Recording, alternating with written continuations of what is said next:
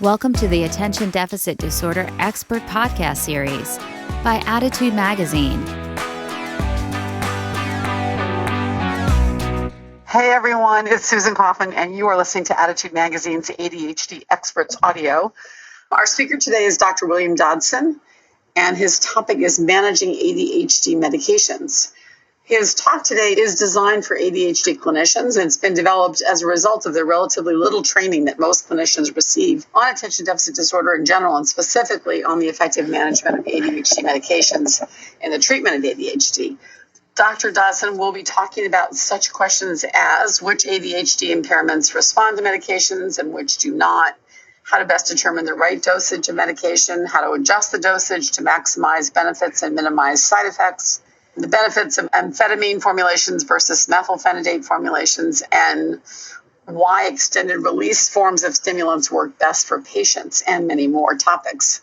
Many of you have perhaps heard Dr. Dodson, who is just an extraordinary font of information for Attitude's readers. He is a board-certified psychiatrist. He's been working with adults with ADHD for over 30 years. A former faculty member at Georgetown University and the University of Colorado Health Sciences Center. He's currently in private practice in Denver, Colorado, where he is a life fellow of the American Psychiatric Association, and he's a member, fortunately for us, of Attitude's Medical Advisory Board. So, Dr. Dodson, thank you so much, as always, for joining us today. Thanks, Susan. As Susan said, ADHD as a topic is generally ignored in medical education. The last time anybody looked, which was about 5 years ago, 93% of adult psychiatry residencies didn't mention ADHD in 4 years of training, and amazingly, half of pediatric residencies did not mention ADHD. So if you have a physician who has taken the personal time to get up to speed with ADHD and how to use the medications, you have found a real gem. If you haven't, then you need to probably find out from your own neighborhood who is good and who isn't. Probably the best way to do that is either to go on to the referral section of Attitude Magazine or go to a CHAD meeting, children and adults with ADD. These are people who were in your shoes just a year ago, and they can give you a great deal of very practical guidance. We're going to talk about how to use the first line so-called stimulant medications. You need to know that this information comes from somewhere. It comes from the practice parameter update from the American Academy of Child and Adolescent Psychiatry. It was done in 2007, so a new one it should come along pretty soon. You can get it on the web. It's in the public domain at www.aacap.org.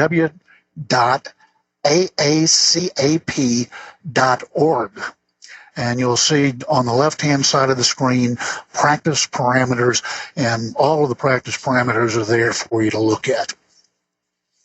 One of the biggest changes that they made in this practice parameter update was the acknowledgement that only medication has been able to show detectable lasting benefit. If you look on page 903, there's a review of 82 studies in a row that did not use medication, and none of them were able to demonstrate detectable lasting benefits for the core symptoms of ADHD.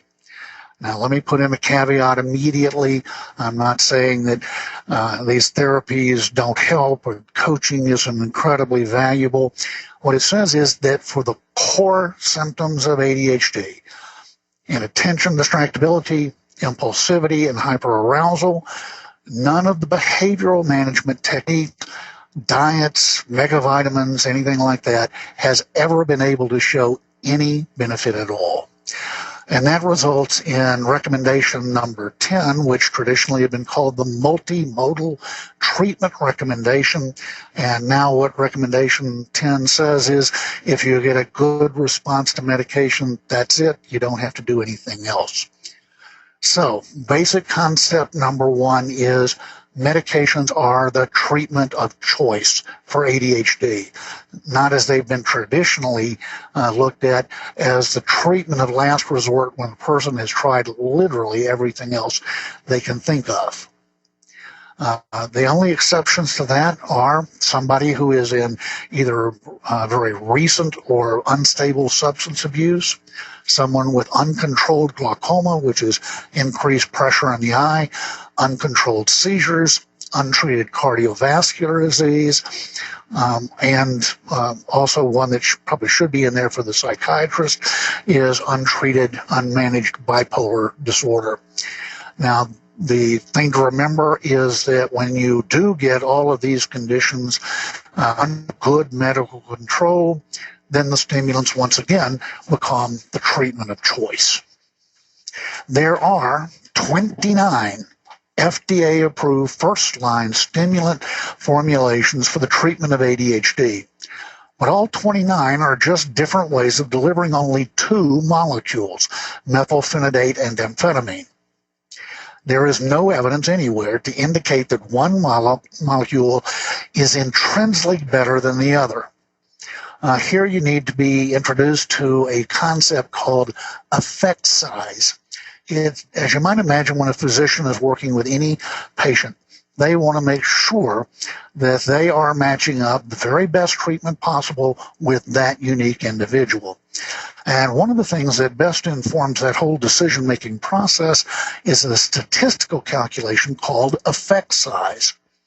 And it allows us to compare clinical experience, research done at different times, different places, but it sort of mashes it all together, and you end up with a ratio. How well does this particular treatment work as compared to all the others we might have tried?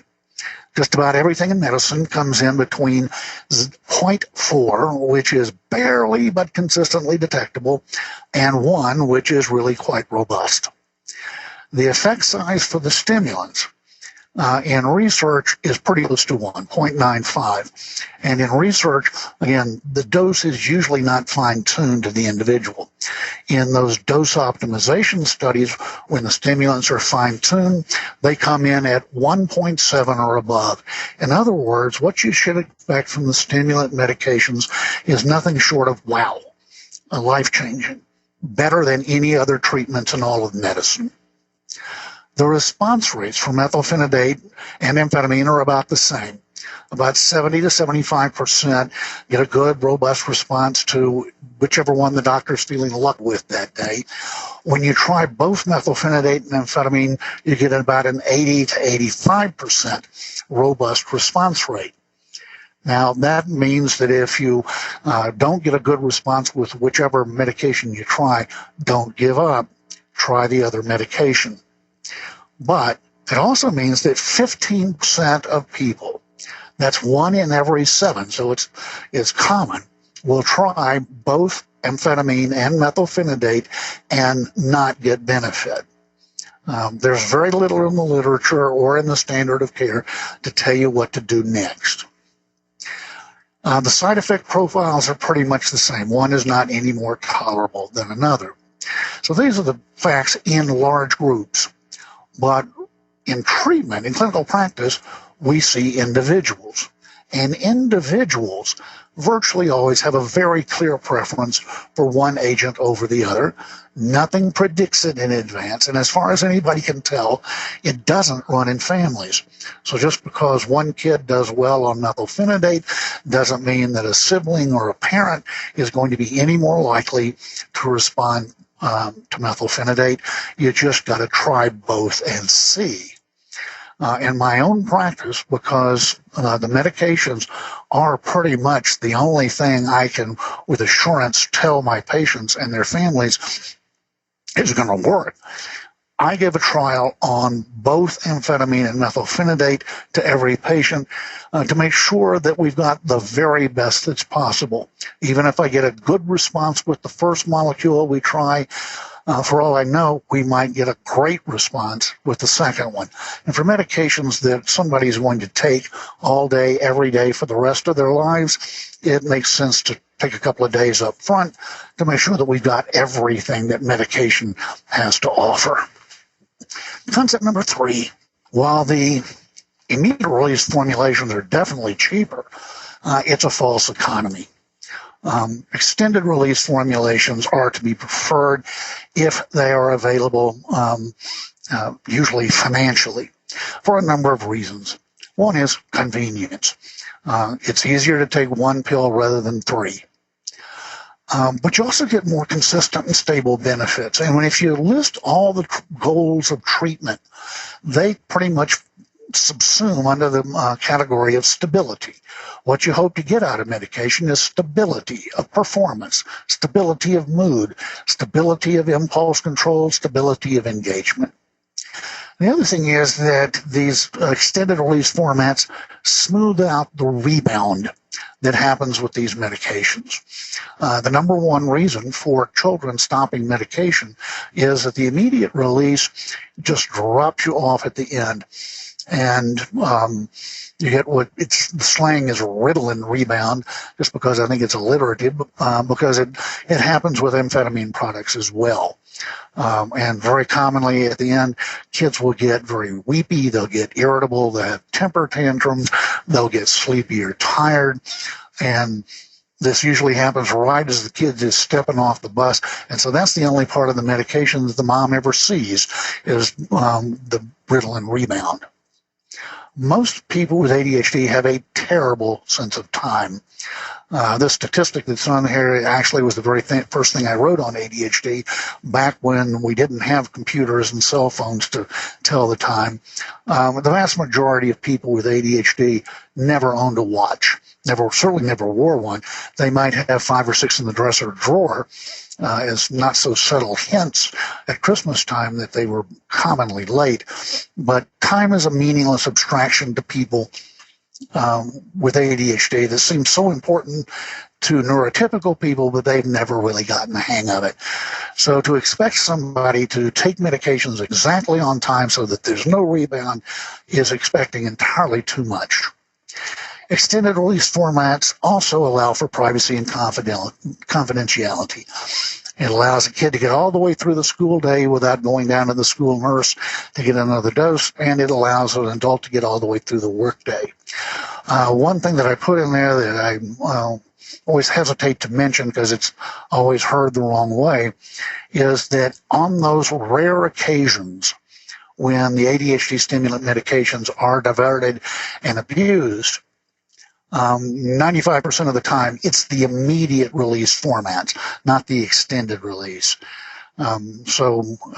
Yet another reason to go with extended release. Nothing is going to predict which molecule or which dose of a medication will get somebody to their optimal level of benefits and no side effects. It has to be determined by trial and error. And nothing at all predicts what that dose is going to be. Many pediatricians especially are trained to do it by weight, so many milligrams per kilogram per day, but there's absolutely no basis for that. It's never actually been shown that there's any correlation at all between weight or indeed any other parameter. There's no correlation between weight, age, gender, scale scores, severity of impairments. Nothing at all predicts the dose or the molecule for that matter. What does determine the dose is how efficiently it's absorbed out of the GI tract. And this is something that changes constantly for children under the age of 16. And indeed, the dose goes down as often as it goes up, to the point where the American Academy of Pediatrics recommends that you readjust the medication once a year. It's usually done in August prior to the beginning of school. Probably the biggest determinant of dose is how efficiently that particular molecule crosses from the blood into the brain, and it's what's called the blood-brain barrier. This is why we never do blood levels of these medications, is that the blood level correlates with nothing at all. The only thing that really matters is how much gets from the blood across the blood-brain barrier into the nervous system. And of course, the rate at which the medications are either metabolized, methylphenidate is metabolized in 6 different ways, or how it's eliminated in the urine. Amphetamine is not metabolized to a meaningful extent in the human body. Virtually all of it is excreted in the urine. So the whole notion of high dose versus low dose is not going to be particularly helpful to us. It makes no sense. And I tend to explain this with what we call the eyeglass analogy. Whatever you can say about a pair of eyeglasses, you can say about the medications for ADHD. I wear glasses because I can't focus my vision the way somebody with ADHD can't focus their attention span and impulse control. You and I cannot exchange glasses. We each need our prescription, the one that's right for us. The notion of a high-dose prescription of glasses versus a low dose is pretty nonsensical. What we want is the right dose for us. And when we have the right dose for us, the right prescription for us as unique individuals, then we see 20/20 largely without side effects. Basic concept number 5 is that there's tremendous variability in what the optimal dose is. The dosage ranges that are approved by the FDA cover only about half of people. Somewhere around 6 to 8% of children, adolescents, and adults get their optimal response without side effects at dosages that are lower than the lowest dosage size made. In other words, if the doc starts off at the very lowest dosage of the particular medication, 6 to 8% of people are already going to be overdosed and see nothing but side effects. As many as 40% of people optimize at doses that are higher than those that are studied and approved by the FDA. So again, we have to look not at high dose or approved dose, but fine-tuning it to the unique individual. Generally, you get the lower dosages by putting medication in a liquid. On the amphetamine side, I use Vyvanse because it is stable in water forever. And you can fine-tune it that way. Or you can use the liquid formulations such as Quilivant XR, and that sort of thing, to get dosages that are lower than the lowest dose made. The most common reason for this dose determination process to go wrong is that people expect that they should feel something, that they should feel amped up, they should feel stimulated, different in some way. The rule, however, is that the right molecule at the right dose should return a person to normative levels of functioning, not to some artificial state, and without side effects. If a person feels different, the hyperactive people tend to just slow down to a crawl. It's lovingly known as the zombie syndrome, whereas other people get stimulated. It's called the Starbuck syndrome. If you're having changes in personality, you're feeling revved up or slowed down, the dose is too high, and you need to go down on the dose. Traditionally, I know in my training, we were trained to give the highest dose that a person would put up with, and now we know that that's at least 2 dosage strengths beyond where the person should be. You have to fine-tune the medication according to target symptom response. I sit down with my patients and say, let's make a list of the things about ADHD which you want to get rid of, that you don't like. There's lots about ADHD that people do like. The cleverness, the problem solving, the creativity, the wacky, zany sense of humor. And the nice thing is, all of those things stay when you get rid of the things that the person doesn't like. With adolescents and adults, you can change the dose every day. The stimulant medications are completely effective as soon as they're absorbed. So with the exception of Concerta, at 1 hour, what you see is what you get. All the benefits, all the side effects in 1 hour. There are no late appearing side effects. So With adults, we can change the dose every day if we want to. With children who have limited ability to tell us what the effects of the medication are, we have to slow things down and rely on people who are good observers. If I had to choose one person to give me feedback about how well the medication was working, I would choose the child's teacher. That second grade teacher has been teaching second graders for 20 years. She knows what a second grader should look like.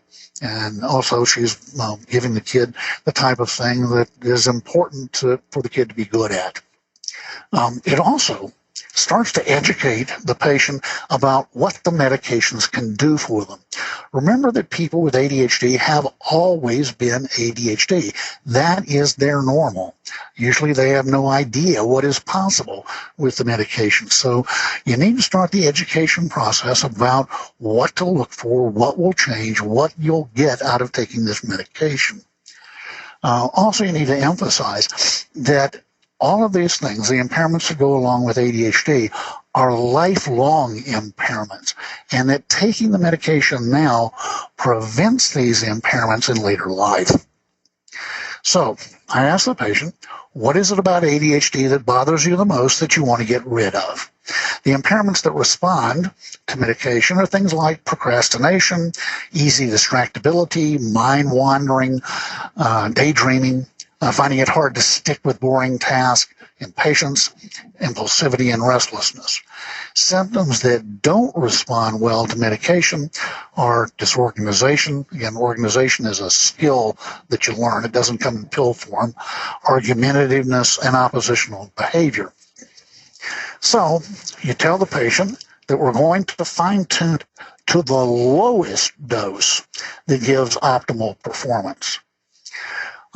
So I'd say, look at your target symptoms.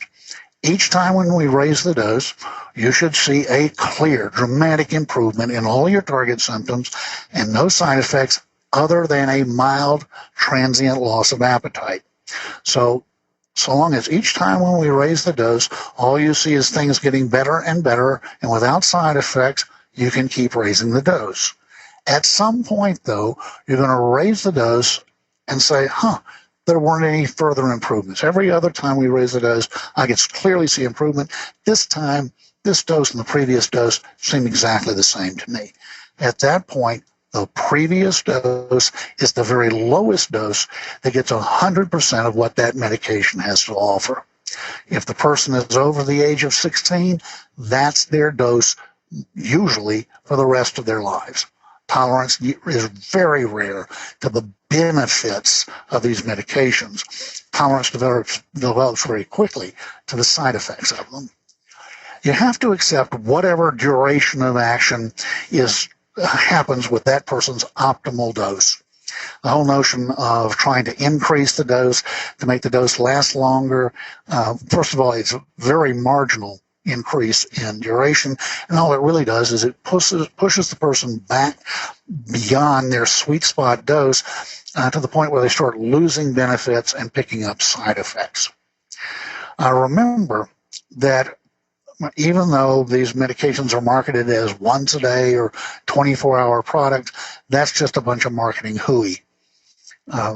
With the exception of the skin patch Daytrana, nothing is all day. In fact, you're very lucky to be getting 10 or 11 hours out of any of these extended release products. So we'll have more on that with concept number 10. You need to write everything down. I remember when this finally dawned on me, it was the end of a very long intake. I decided that this person had significantly impairing ADHD, and I was taking that particular moment to give them all of this detailed information about how to fine-tune the medications and stuff like that. The person was smiling, nodding, keeping good eye contact, and they had registered not a single word. So even people who don't have ADHD have trouble remembering how to fine-tune medications. So you need to write everything down. Remember also that there's at least a 50-50 chance that the mother or parent who is accompanying a child to the session also has ADHD. That's just the genetics of it. And failure to recognize that and treat the parent with ADHD turns out to be the leading cause of treatment failure for children with ADHD. So I've spent the last 20 years developing these forms that take people step by step every day, where they can write down what happens. For clinicians only, I would be happy to send you all of the forms that I've developed, all the checklists that are in the public domain, everything that I've developed for my practice on a CD-ROM. Just contact me through my email, give me your name and mailing address, and I will put that in the mail to you. There's no reason why you should have to go through 20 years of development. So I'm happy to do this. This is not for patients. I do not want anybody to start adjusting their medication on their own. If you would like your personal practitioner to have them contact me. Basic concept number 10. Once you've found that optimal sweet spot dose, you need to ask the patient to lie down after lunch and take a nap on the medication. To prove in a no-risk trial nap, all they have to do is give you 20 or 30 minutes that a second dose of medication is not going to keep them awake. Let's face it, after the age of 14, that's the 9th grade for most people, even an extended release product, and even if it really did last 12 hours, which they never do, even 12 hours is not long enough. A 9th grader has to be up before the crack of dawn, pull themselves together, eat breakfast, make the bus, go to school for 9 or 10 hours, do a sport or work at a job after school, come home, have dinner, and then have 2 to 3 hours worth of homework. And nothing other than Daytrana will get people through that type of 16 to 18 hour day. And the reason that most clinicians don't offer a follow-on dose is that they're afraid it's going to keep them awake, despite their own knowledge that their patients come in and tell them that on the right dose of medication, they slow down, calm down, the chatter in their mind really quiets down. What you're going to find is that 95% of the time, people with ADHD are going to be able to nap on the medication. When that happens, you know they can take a second dose and actually cover all of the time that they need to do it. So again, the medication is more than just for school. It's for being able to be social, get along with your family, do your homework at night, drive a car at night, weekends, holidays, and be safe. And the current recommendation is that you take medication wherever there is impairment from ADHD. Okay, 15% of people do not respond to or tolerate the 2 standard medications. So what do? The second-line medications, clonidine and guanfacine, when they work, have a very robust effect size, about 1.3. Unfortunately, that only happens for about 1 in every 3 people. But when it does, it can be absolutely life-changing. The only other FDA-approved medication for ADHD that has an effect size greater than 1 is methamphetamine. The mere mention of the word gives most people the willies. But it's probably the most effective medication we've ever come up with for the treatment of ADHD. But again, most docs, most pharmacists don't want any part of it. The dosages of methamphetamine that are used in ADHD are extremely low. Your average speed freak starts their abuse career at about 2 grams per dose. And then goes up with tolerance. The average dose for a person with ADHD is 10 milligrams, or 1/200th of the abusable dose. Nonetheless, finding physicians who feel comfortable with the use of methamphetamine is somewhat rare. The third-line agent, Strattera, atomoxetine, has an effect size of 0.7 in elementary school age children. But in high school students and above, and especially in adults, the effects are barely detectable, an effect size of 0.44. And even that barely detectable benefit is found in only about half of people. So that's why the American Academy of Child and Adolescent Psychiatry put it in a third line or alternative category. There are other medications in the alternative or off-label group, bupropion, which is Wellbutrin, modafinil, which is Provigil, and the rediscovery of a medication that was used 40 years ago, Parnate, which is an MAOI. These are not FDA approved. They are not studied for ADHD, but there is some literature on their efficacy if everything else has failed. So that's a quick overview of how to use the medications. They are the treatment of choice. I've never had a patient say the words, "Gee, I'm glad I waited a couple of extra years before trying medication." It's always the exact opposite. It's what would my life have been like if I had known how well these medications worked. There's a real period of grief about what might have been. These medications don't produce an artificial state. They are returned to normative functioning and no side effects, other than maybe a mild loss of appetite that goes away for most people. So if you are getting side effects, review the dose, try a lower dose, or there are a couple of tricks of the trade to get rid of side effects. But start early and dose consistently wherever there are impairments. So thank you very much for listening, and we'll open it up for questions. Thank you, Dr. Dodson. There are some interesting questions about some of the new techniques, genetic testing and other testing that assert that they can help determine the right medication for an individual. Have you got any advice as to the efficacy of those new techniques? Some of them suggest that they measure metabolism. Some of them, there are a variety of different techniques for determining the right medication. If they do have applicability, it hasn't been proven yet. Right now, personally, I view it as a pseudoscience.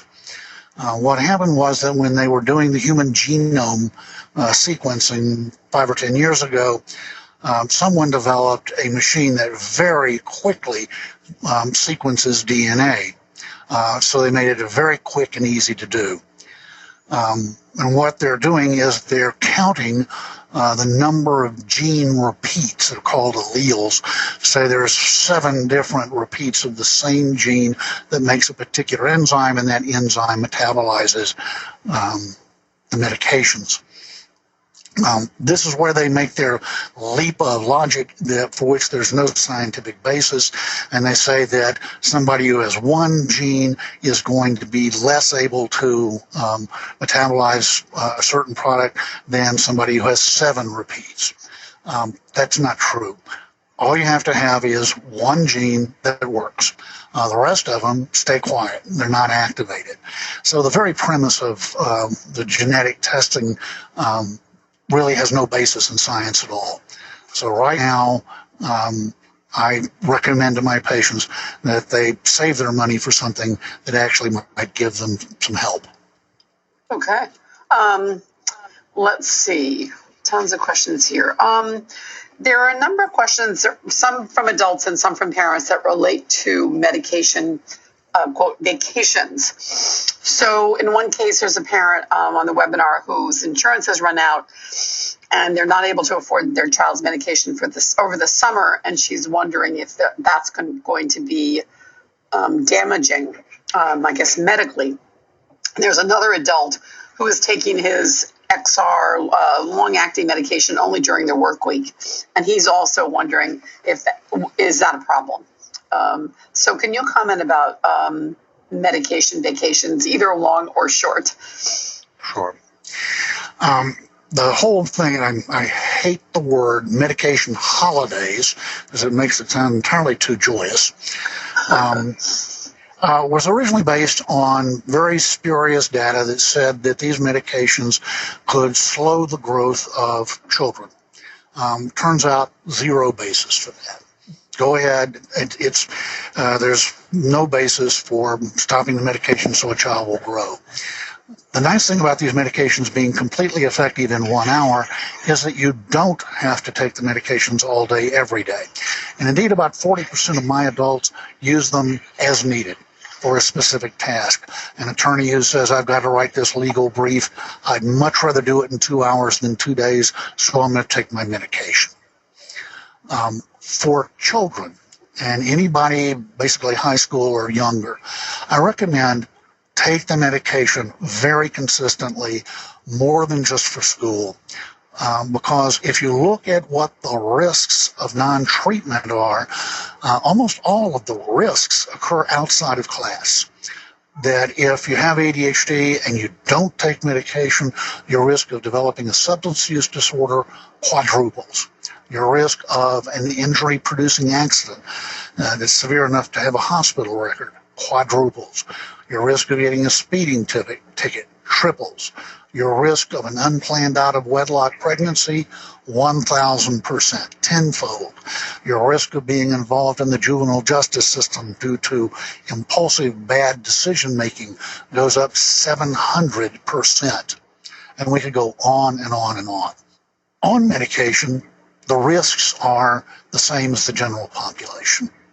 Right now, pretty much all of the risks are associated with not treating ADHD. Virtually none associated with treatment. So when parents worry about sex, drugs, and rock and roll, it all comes from non-treatment. So I strongly say, until you get into college, 7 days a week is the goal. And that's, I suppose, so that you can best evaluate side effects and effectiveness until a child's able to make their own decisions about those issues, right? I mean, I guess, yeah. Well, okay. Again, it's more than just school. Right. You're not going to get pregnant in school. You're not going to have an auto wreck in school. You're not going to be, hopefully, doing drugs in school. You're never safer than you are when you're in a public school. Where the dangers of ADHD are is after school, nights, evening, weekends, holidays. That's where the dangers are. Okay, great. On the question of the length of time that medication lasts, a couple of questions related to this. From one person, how common is it for children to metabolize extended release ADHD medication and to require a second dose after lunch? This person, both of her children seem to be in that case. And another person who asked whether it makes sense to take first one extended release medication and then when it wears off a second extended release medication as opposed to an extended release and followed by a short acting. So, I mean, I guess the question is how are there risks or how common is it to have to take more than one medication dose during the day? Again, that would be ideal, is to be able to truly cover a person's entire day. But insurance doesn't cover that particularly commonly. So they'll cover one extended release dose, and that's it. And so if you want to cover evenings and, driving a car, doing homework, you have to use an immediate release format of that dose. If you are lucky enough to have 2 extended release doses, they are the same dose. You don't need to have a lower dose for the second one. Again, each dose is its own world. Okay. Medication gets in, works, leaves, and then you decide what you want the next 8 to 10 hours to be like. There are a couple of wrinkles. The beaded delivery systems. This is Adderall XR, it's Focalin XR, Ritalin LA, Metadate CD, all of these beaded delivery systems. The second bead, when it releases, is determined by how acidic the GI tract is. So people who have heartburn, esophageal reflux disorder, that sort of thing. Very commonly, all they get is the first bead, and they get 3 or 4 hours out of an Adderall XR, and that's it. So the trick there is to take an acid suppressor like Prilosec or Tagamet or something like that. When you take the ADHD medication, that makes the GI tract much less acidic, and you actually get the second bead that you're paying for. Okay. Interesting. Oh, here's an interesting question from Jeff. He says, how do you know if you should change dosage amount or try a different medication? That's an interesting question. I guess, yeah. Okay. This is always the question. What's good enough? And again, people with ADHD don't have any idea what's possible. ADHDs are normal. So what we do is, again, we increase the dose as long as you're seeing improvement each time you do. When you increase the dose and don't see further improvement, that previous dose is the best that medication gets. I always do 2 separate trials on the most reliable delivery systems of methylphenidate and amphetamine. The way I look at it is the patient will choose the molecule. My job is to get the very best delivery system that I can with a bunch of skinflint insurance companies.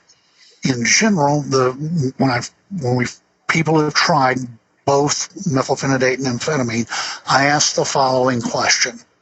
I want you to rank your medication, the one you think is best, on a scale of 1 to 10, with 1 being just a really nasty experience, no benefits, just a bunch of side effects, and 10 being the very best response that you can imagine.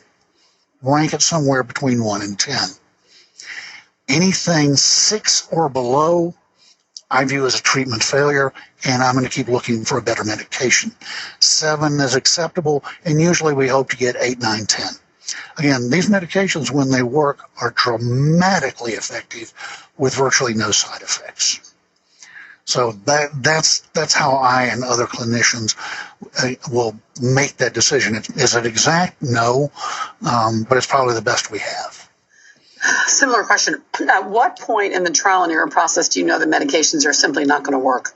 This person's child has tried Concerta, and Vyvanse so far, and this week his doctor is starting him on Adderall. She's wondering, how long should this trial and error process go on? They're delivering only 2 molecules. If you've not gotten a benefit from an amphetamine delivery system, trying another amphetamine delivery system is not going to make any difference. So I do 2 trials.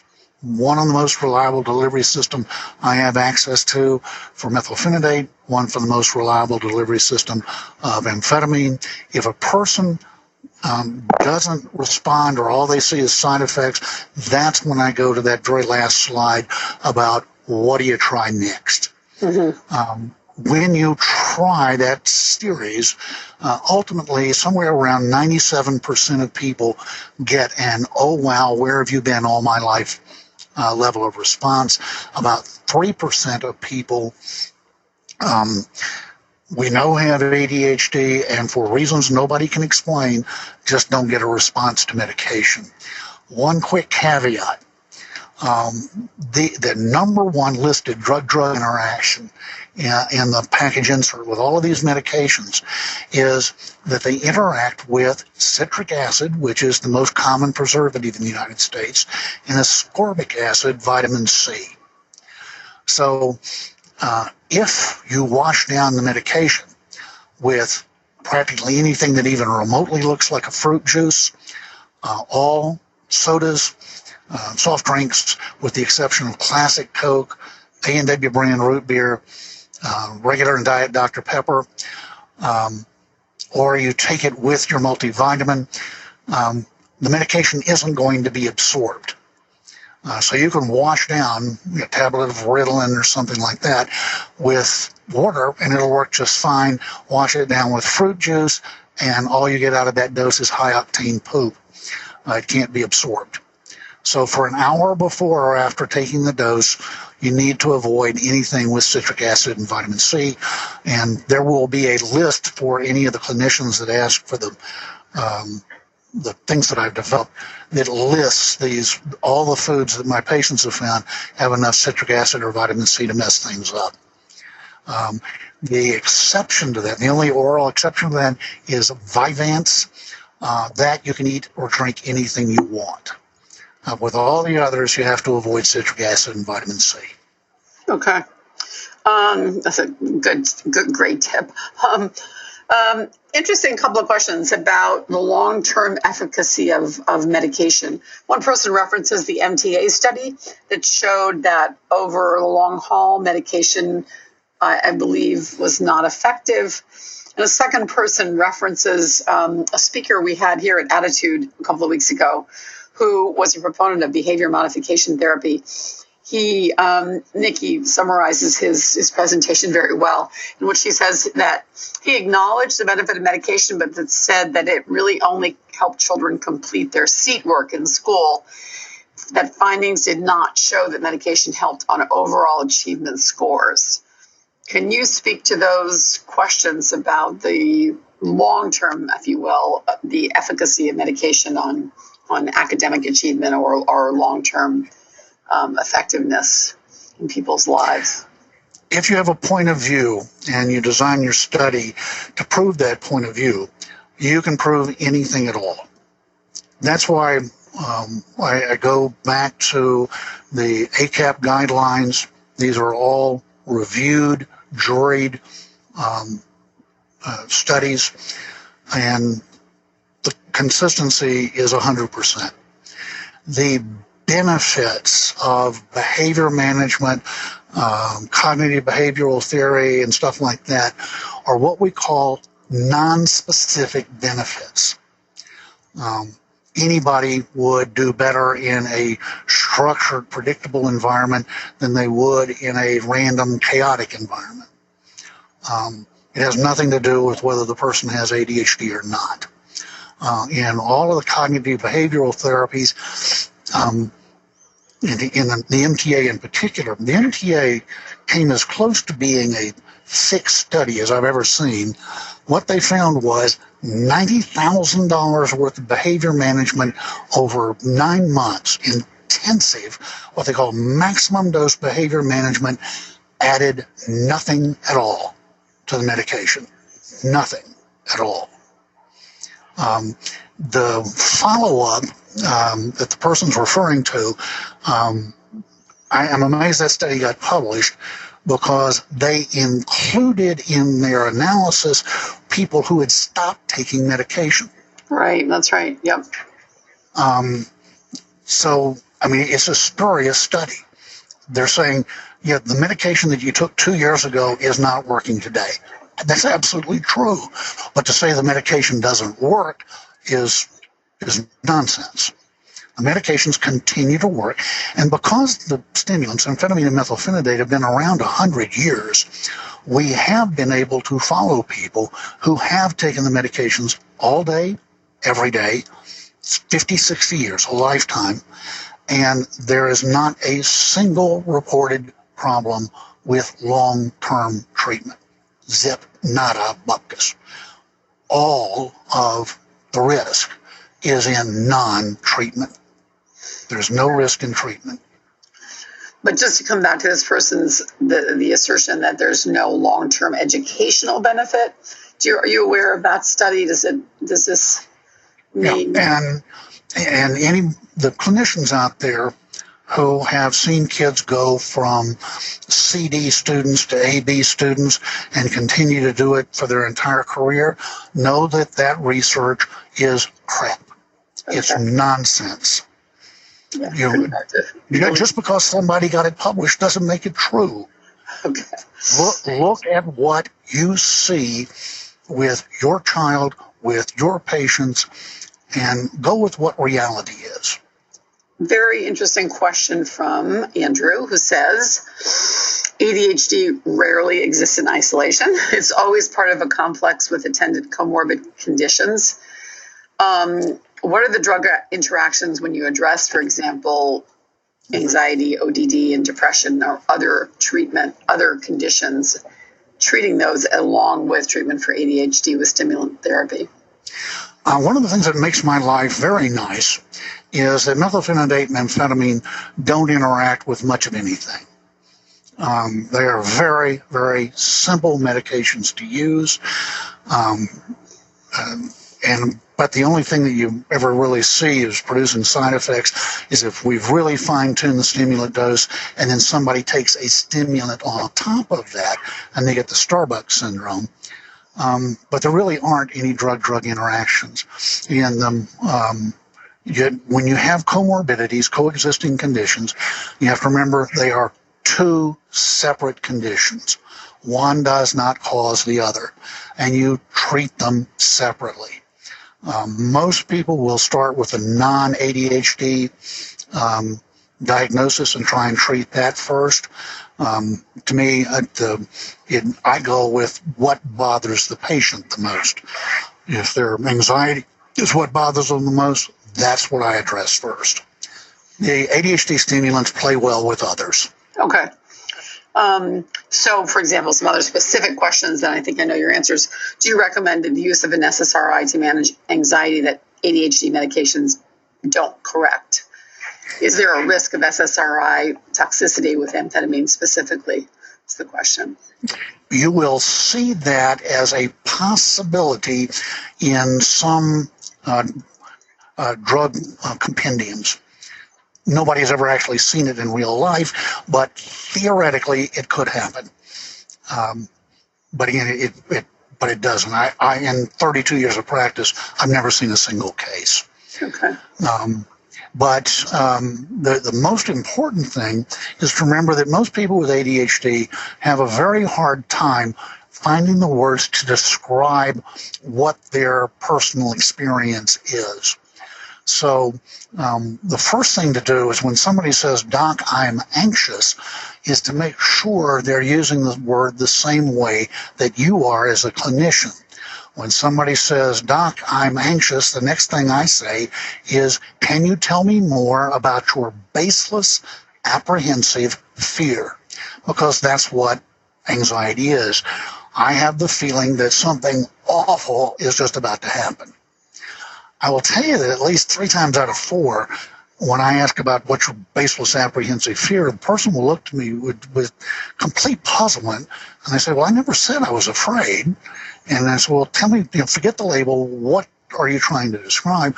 And they'll describe, well, I'm constantly going 90 miles an hour. I can't sit and watch a movie. I can't turn my brain and body off to go to sleep at night. I just lie there worrying for hours. And I said, "Oh, what you're describing is the physical experience of hyperarousal and hyperactivity. That's not anxiety." So the first thing you have to do is make sure that you really are dealing with fear and not hyperarousal. So hyperarousal being a symptom of ADHD as opposed to Yes. fear, anxiety. Okay, got it. And if it is anxiety, though, you're saying you do treat both conditions, both the ADHD and the Yes. anxiety, as separate disorders. Right. Okay. And I go right with the American Psychiatric Association standard of care, which is you start with an SSRI, and that's going to be sufficient about 40% of the time. But for 60% of people, you end up having to add in a benzodiazepine. Okay. This is on the anxiety front. Interesting number of questions about treating children on the autistic spectrum. I'm going to dodge those. Okay. Because I don't have a lot of experience with autism. Fair enough. So ask somebody else. Okay. We'll look for someone on that one. So generics. Do you find the generics of Ritalin or Adderall to be just as good as the brand name medication? Asks Donna. The answer is it depends. The ones you really, really, really have to keep an eye on are the generics of Concerta. The FDA has been trying to get those off the market for 2 years because they are not at all, not even close to being generics of Concerta. So the companies are Mallinckrodt and Cudco in the United States. In Canada, it's Teva. These are not Concerta. They're actually failed products. It's the same as Ritalin SR from back in the 60s. If you do get a generic from Watson Pharmaceuticals, which is in the process of being bought by activists, it turns out that is exactly the same as brand name Concerta. They just buy it in bulk and repackage it and make the difference in the face. So make sure that you're getting either activists or Watson generic. With the others, a generic by definition can vary 20% low or 25% high. So that means that there's a variability from pill to pill of 45%. It's not just from batch to batch, it's pill to pill. And again, you just have to try them and see. If you're a person who's very sensitive to dose, generics aren't going to cut it. Okay. If you're not sensitive, then save yourself some bucks. Okay.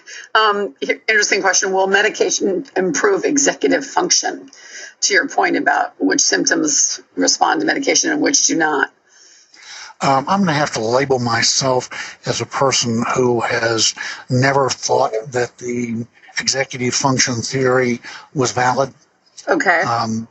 So it's not a concept that I found useful or workable. All right. I guess what I think we mean by executive function is the ability to plan long-term, sort of. So you're saying it's not, to your mind, it's not connected with ADHD, whatever it is. Yeah. Okay. Jackie, will my 22-year-old son need to be on Adderall medication his entire life, or will he outgrow ADD? The background is that he was diagnosed at age 16 when he started driving, got into several accidents, and has not had any driving issues since he's been on his medication. Yeah. And that's the typical history you hear. ADHD is the way that you are wired neurologically. And on your 18th birthday, you do not get this beautiful package that you open up. Oh, just what I always wanted, a new genetic code, a new nervous system. Nobody outgrows ADHD. It is the way that you are wired. That outgrow ADHD nonsense came from back in the time when the only thing that defined the syndrome was hyperactivity, and sure enough, about age 13 or 14, overt hyperactivity does dim down significantly, and people who were kind of Pollyannish wishful thinkers said, oh good, kids outgrow ADHD. No, nobody outgrows ADHD. The nice thing is that the medications will continue to work without developing tolerance for a lifetime. And most people will benefit from taking the medication pretty much lifelong. Dr. Dodson, we are out of time, regretfully. We thank you so much. Everyone, Dr. Dodson can be reached at Dr. Dodson at DodsonADHDcenter.com. And thank you all for joining us today, especially to you, Dr. Dodson, for all the information you always shared. It's extremely helpful. Thanks, everyone. See you next week. Thank you, Susan. For more Attitude podcasts and information on living well with attention deficit, visit AttitudeMag.com. That's Additudemag.com.